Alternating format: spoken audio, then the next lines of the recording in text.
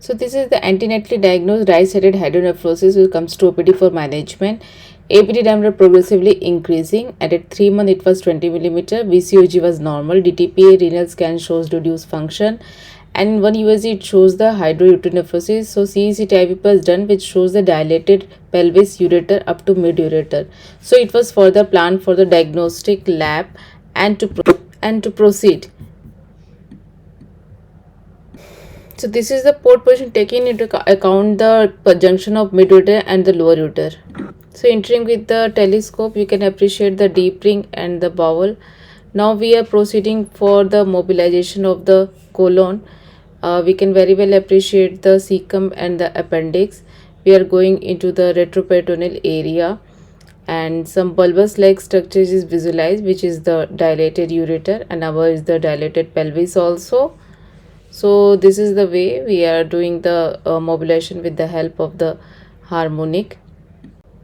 Lower ureter can be visualized, and approximately 6 to 7 centimeter is visualized. Now we can see the ureter peristalsis from upper dilated to the lower dilated ureter, and we can appreciate the lower end of the ureter is very much present. So instead of planning for the reimplant, we planned it for the ureter anastomosis. For this, we do the mobilization of the upper ureter as well as little bit the lower ureter, so that we can do the tension free anastomosis of the upper ureter and the lower ureter.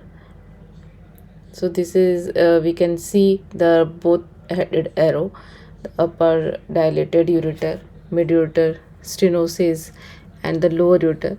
So this is the mid ureter stenosis. We can appreciate the peristalsis also. Now we have started taking the heat stitch over the dilated ureter, so that we can proceed for the anastomosis.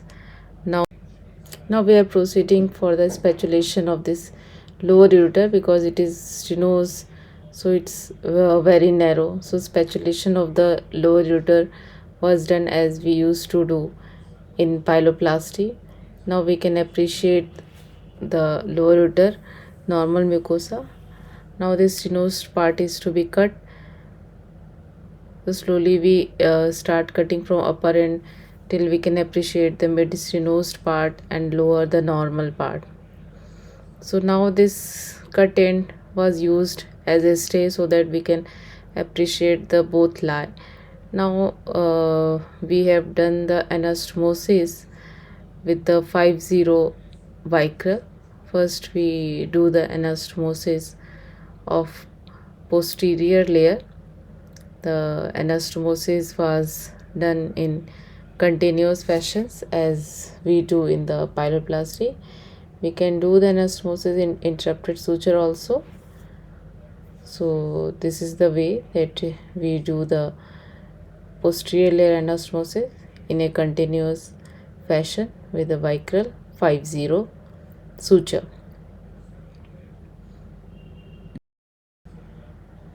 So we can see the lower end of the ureter much is present.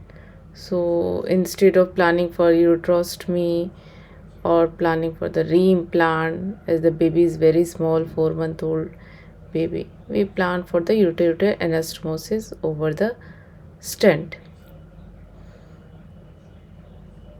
So this is the anastomosis which is going on.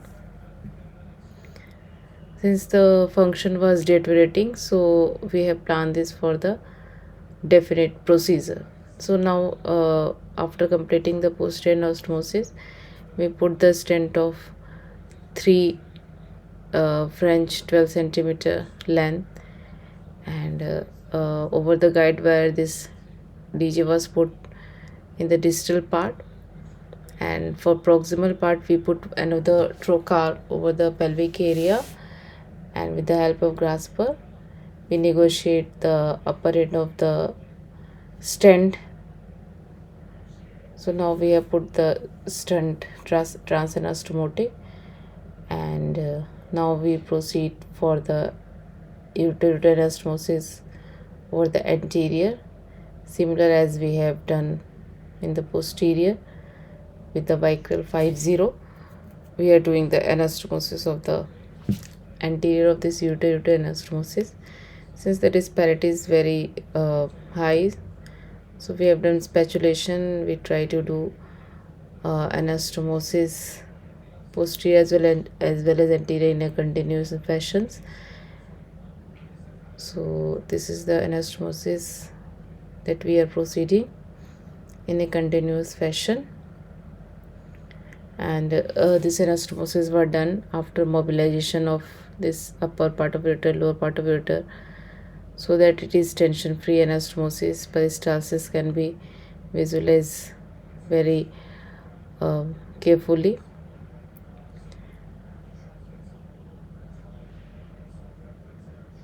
So this is the corner stitch we are taking, as it was very dilated, so some of the extra stitches were taken to take care to not have the post-operative urinary leak. So this is the way that we have completed the anterior anastomosis also. Now we are done the suction of the urine, looking for any bleeding, and we put one drain. So drain was put in situ. This is the specimen that had been retrieved of the stenosis part. Patient is doing well in the post-operative period.